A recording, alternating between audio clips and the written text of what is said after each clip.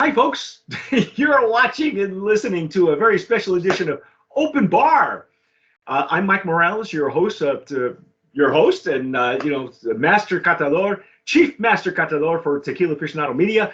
And the gentleman joining me today is very special. He is officially our third graduate for the Consumer Catador course. There you go. And I'm so happy to finally meet him face to face because we've been communicating for a good part of the year. He's sending in his homework. And this gentleman is Todd Mayville. So say hi to everybody, Todd. Hey, everybody. Todd, you have a really special background, and I want people to know what it is that you have certifications. First of all, what do you do? Where are you located? What do you do? So I am in Allens Park, Colorado. I manage a wedding center up here. I'm front of house manager and beverage director. And I have a few certifications along the way. Like during COVID, I decided to pick up a certified bourbon steward, which is through the Kentucky Distillers Association kind of thing. Yeah. Picked that up, and then earlier this year I started my WSET, which is Wine and Spirits Education Trust Level 2, and along with that a sommelier certification, which that was interesting because I started thinking, oh, it's a go at your own pace thing. No, it was not. The funny thing was, Todd, we were communicating. He was sending in his homework, and Todd was saying, I got to take. He was studying the WSET at the same time you were doing our course. Yes. And I'm thinking to myself, you know what, dude? I know that WSET is first of all, that's way more expensive than what we do. And secondly, it's a certification that's been around for a long, long time. So you want to make sure you concentrate on the stuff that's going to bring in the money, right? This is kind of the side stuff, but it's growing now apparently because. So you have all these certifications. Yep. By the way, you passed your level 2. I did. At the same time, the Catador course. So your tongue must be, your tongue and your nose must be fried. My liver's not really talking to me these days. My liver and I have kind of taken a separate. Oh, okay. Yeah, you guys. Yeah. I know how that is. A lot of us go to dry January. We don't have time. Yeah. So what made you want to approach us? I mean, why would someone with so many certifications and obviously experience and depth of knowledge, why would you want to do our humble little course? Well, I started looking around for other courses I could take during COVID. Just because I'm like, okay, I can fill some time. And I am a big old beverage nerd. And like one of the things I love about beverages, like when I left teaching, so I taught high school English for 25 years, left that to go into the restaurant industry. And one of the things I love about working with beverages is the fact that I know I'll never know all there is to know. Yeah, that makes sense? Yeah. And I love that. Yeah. And so I'm like, okay, what other courses can I take? And I've always loved agave spirits. Well, not always. Okay, full disclosure, went through college and realized that tequila in a plastic bottle is no bueno. So you're one of those classic stories. You're one of those, you woke up on the couch somewhere, 3 days later, and you don't know where you are. Yeah. You're in Vegas and you have a tattoo or something. I don't know. Right, woke up, wear my pants, I don't know. But so then came across the Tequila Catador. I'm like, okay, what is that? I started researching it. Found the academies in Mexico, which their websites are blank. So I started searching around for more tequila certifications. Came across this course. I'm like, oh, here we go. And kind of looked through like the description of the class, and like, this is everything I'm looking for. And poof, decided to sign up for it. And here you are. What did you think of the course? Now, I was surprised because not only. First of all, when Todd gave me his certifications and his background on the initial email, I said to myself, "What are you doing? Why are you wasting your time with us?" Right? But what I come to find out, as you progress through the course, you are one of the few students that we've had that has actually read a lot of the Mhm. collateral information, the peripheral educational material that we make available for the students. This is a self-paced course, so. Right. But I was really surprised that you read everything. I did. You're like me. You must have been the kid at eating the cereal, reading the stuff on the back of the cereal boxes, even though you read it before, True story. Yeah, I did the same thing. So what did you think of the course? I mean, as you progressed through it, was it helpful to you? Did you learn anything? What was I learned was a it ton, an old actually. hat? No, it really wasn't. Because in talking to distributors from other places I've managed, I always mention like diffuser tequilas, for example. I had an idea what those are about, but until this class, I never really had dug into it too much. And I was like, oh, okay, now I get it. Don't put it in your mouth. Yeah, exactly, right? Like, let's just pretend these don't exist, like the mixtos. They're not real. Yeah, but you get to know the difference as well. There's a it's becoming more and more prevalent. I mean, this year we actually for our Brands of Promise Awards, which we'll be announcing by the time you folks see this video, we will already have announced the Brands of Promise winners, and the ballot will have been made public. But this year in 2021, we actually had submitted several companies had submitted to us tequilas made with a diffuser. Ooh. And yeah, and it's getting to the point where they're everywhere now. Right. You can't get away from it, and so it's important that we educate the public on what that is and what the differences are. And you found out firsthand kind of the hard way. Yeah, and I've actually become that guy in the liquor stores. I see people in the tequila section now, and I'm like, no, you really don't want to get that one. Yeah, I can steer them towards away from certain ones, and I've actually had the whole diffuser talk with people in the stores, and I can see their eyes glaze over. I'm like, no, this is important. You gotta pay attention. Yeah, that really smooth tequila. You don't want that. No, you don't. Because it doesn't pay people. Right. Yeah, we've seen, as we've had these submissions to us, we've seen some exorbitant prices, some beautiful packaging, because they're not spending the money on the juice. Right. They're spending their money on the marketing and the aging process, all kinds of stuff. And so it's important to let people know that where they're going to spend their money and how they're going to spend their money. So like the Cristalino I picked up, that was pretty awful. Oh yeah. I was like, oh yeah. That's like a double negative. Right? Cristalino diffuser made tequila. Huh?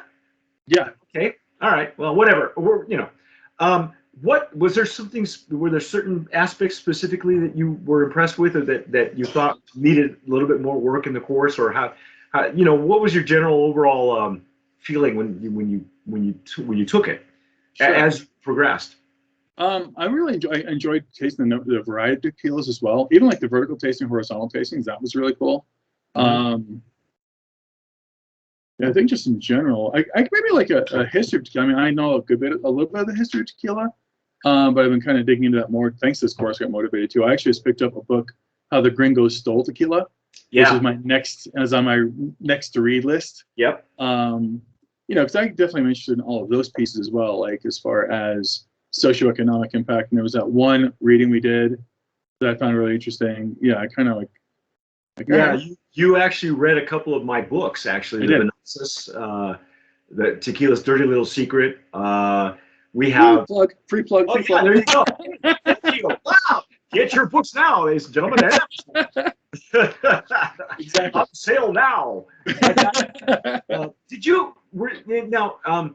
What I was impressed with too is that you actually used the aroma wheel. We have we have a few guys who have not spent more time with it, and you, on the other hand, it was like standard equipment for you. I mean, it's a self-paced course, so there's nobody watching over your shoulder, but even me, when I started, paying attention to it, and I'm going, oh, okay, it was like an eye opener for me, and I thought these are, these were developed by a master distiller, a female master distiller who is amazing. Her tequilas are like Ana Maria Romero Mena, and I mentioned her in the book. Right. She's one of our sources, one of our. Everybody should follow her on Instagram and Facebook and her business.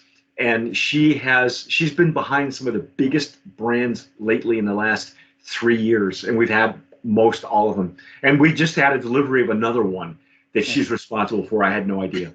So and we wrote about her in our book, Babes to Boss Ladies. So she's just a big supporter of us, and we just love her. And so, when we look at that wheel, and you're heavy into that. I mean, oh yeah, like the wheel is great because I actually got used to using wheels with the bourbon course and with some of the wine trains in the past. There's aroma wheels everywhere.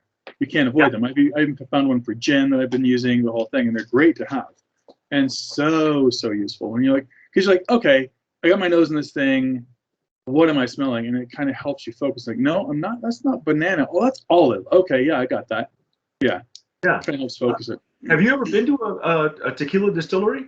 Not yet. Ah. I do. At some point, I do want to go to tequila for sure. I can tell you, it changes your life, man. Oh, I'm sure. I worked for a brewery and I worked for 2 distilleries, so I've been in distilleries, and it's a lot of fun. They're really super interesting, but tequila haven't been there yet. Been a whiskey. I've actually helped make whiskey. When I worked as a brand ambassador for Santa Fe Spirits out of Santa Fe, New Mexico. Oh, good. No kidding. And when they hired me, they said, okay, before you can work for us, you got to come make whiskey with us. I'm like, okay. So I spent 3 days in Santa Fe making whiskey. It was so fun and super interesting, and really learned a lot about that process. So, and I've toured some of the distilleries and breweries around the Colorado area and things like that. So, yeah, tequila's next. Because especially on the wheel, when it talks about like green agave, raw agave, cooked agave, I'm like, oh man, what is that? I could kind of get an idea. Yeah. But until you've actually tasted it and smelled it, and it's different.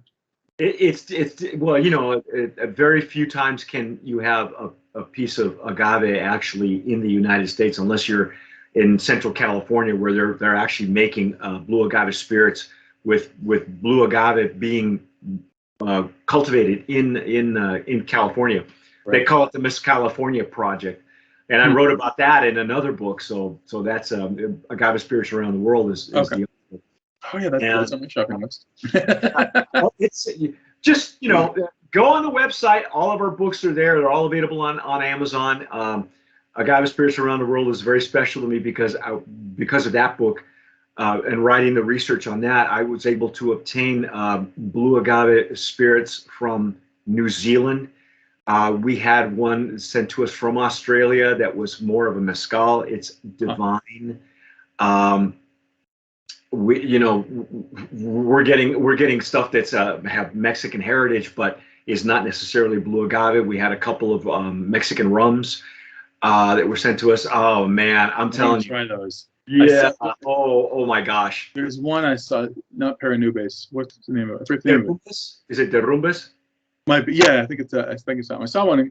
I was down in liquor store. I was like, Mexican what now? Yeah, they're so special. There's so many of them that you keep learning every time they send you stuff.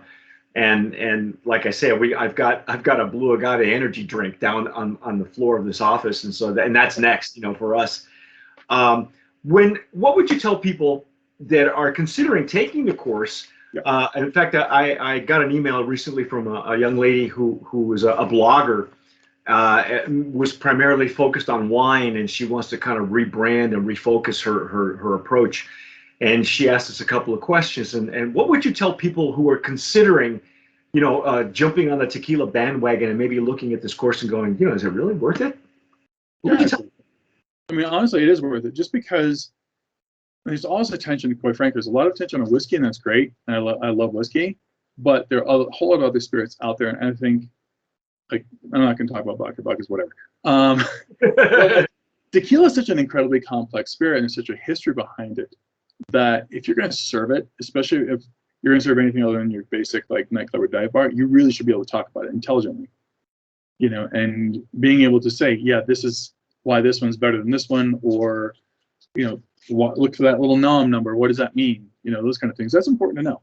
And even how to taste it, right? Like when I passed that test, I went to the restaurant, and they served me the clase, no, not clase. So what was it? It was the arete, their higher end. Arete. Yeah, the arete, añejo, and they served me a rocks glass. I'm like, no, can I have it in that glass instead? Like it was more like a wine glass. And the manager looked at me. I'm like, he's like, I approve of that. I'm like, well, yeah, because he suddenly like, wait, you actually know what you're doing. It was kind of a conversation we ended up having. I'm like, yeah, I'm actually taking this class. Da, da, da, da. Hey, send them our way. Yeah, absolutely. I think, and that's how we geared the course. We wanted it for people who, like you, who could, practically use it. I mean, you're gonna, that's what you do. It's the bread and butter. And we have mixologists, we have sales people who are taking this course. We have brand owners who are taking this course, and they told us, one gentleman said, geez, I wish I had this course before I even bought my brand, before I developed my brand. I need this. So it's very gratifying to us to hear, what people think. And I always ask, what else would you like to see? Is there something else that's missing that you would like to see in the course so in future editions we can amplify what's in there? Is there anything you can think of right now? Or? Yeah, I guess like maybe just more of the history of tequila and like the socioeconomic, social impact of it now. I actually had a really cool experience, was it last year, with the women involved in La Cutona. They were talking about, they were talking about the stuff that they have to go through as women distillers in a male-dominated industry and how that can get physically dangerous to them. I was like, what? Because there's a darker side to a lot of spirits, and I think honestly, even knowing that part of it, like I read this book on the history of rum, I guess, into slavery, and read on gin and the gin epidemic of England and Victorian era. Knowing those darker sides helps you appreciate the spirit more too. Like, okay, it's not just, open up a bottle kind of a thing. There's something to this bottle. I love that. I love that. We try to cover a lot of the peripheral stuff like the history and things like that, but we ultimately people just want to taste it. And I, because I would have gone into that, and Lisa, our business partner, Lisa Peach, said, people want to get their hands dirty, and so she made sure that we had, corresponding exercises for every chapter, and sure. Because ultimately, I mean, it's all about tasting and sniffing and whatever. A lot of people. We wanted to make sure we geared the course to people like you who wanted to do further research and get involved in like misinformation and disinformation and all the fallacies that are out there, and the top 10 lists why you should drink tequila and why there's a tequila diet and this, that, and the other. Oh my God. And yeah, I know. I know. Because, and I'm not sure if we only taste, tequila and agave spirit, so I'm not sure if it's the same thing is prevalent in other industries when people write about it, but there's so much bad information out there. And that's what irritates me whenever I read these lists that are, the sponsored lists, and then you have these great tequilas on the same list, and then you got, it's almost like taking a test that says which one of these is not like the other, and you go, oh, that one. So thank you, Todd, for taking the course, for telling people about that, for giving me some more ideas about how we can amplify the course. Folks, you have been listening and watching to a special edition of Open Bar, and you're listening and watching our new pal, a new catador, a new freshly minted catador from the Tequila Aficionado Consumer Catador course. This is Todd Mayville. Todd, again, thank you so much for spending time with us. For those of you who are going to keep watching, stick with us, because Todd is going to take me through a tasting of a very special tequila that I'll fill in some of the backstory on, because this is Todd's final. So thanks again for watching. You've been watching, not sipping off the cuff, you've been watching Open Bar on all of our channels and networks. Don't forget to sip wisely, tomar sabiamente, and stick with us. We'll be right back.